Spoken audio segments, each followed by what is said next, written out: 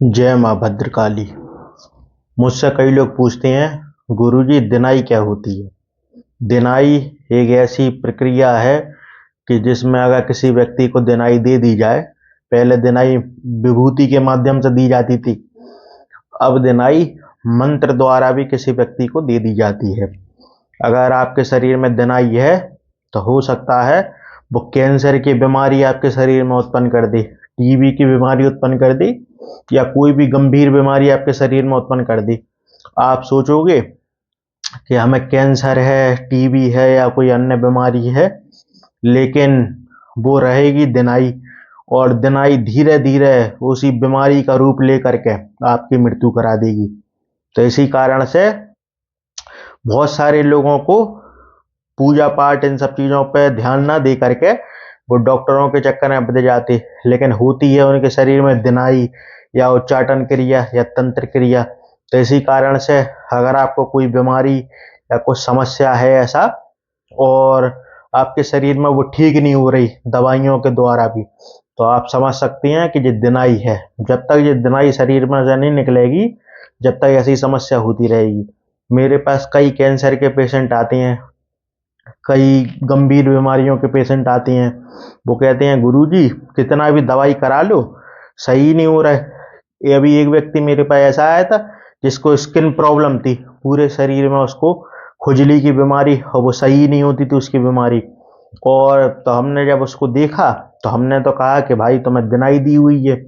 तब उसने हमारे पास से दिनाई निकलवाई है, और दिनाई निकाली उसकी, फिर वो दवाइयाँ खाता था, दवाइयाँ भी उसे असर करने लगी, सब कुछ ठीक हो गया। तो इसी कारण से अगर कोई गंभीर बीमारी है या किसी बीमारी से आप जूझ रहे हैं, तो जरूरी नहीं है कि आपको वो रोग हो सकता है तंत्र के द्वारा आपको किसी ने दिनाई या उच्चाटन या तंत्र क्रिया करी हो, इस कारण से आपको बीमारियां पैदा हुई हो तंत्र के द्वारा।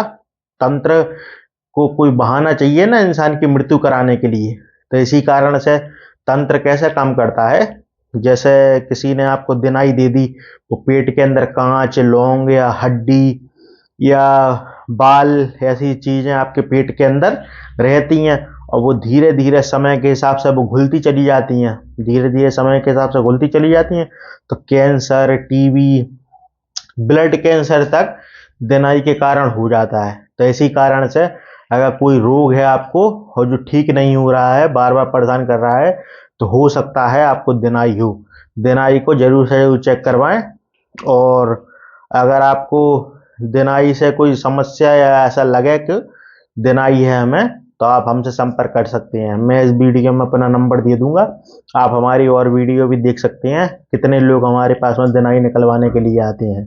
जिस व्यक्ति को दिनाई होती है उसकी पैरों, घुटनों से नीचे, पैर घुटनों के पीछे का जो एरिया है, घुटनों से नीचे इधर पैरों के पीछे पिंडलियों में दर्द रहता है उस व्यक्ति को।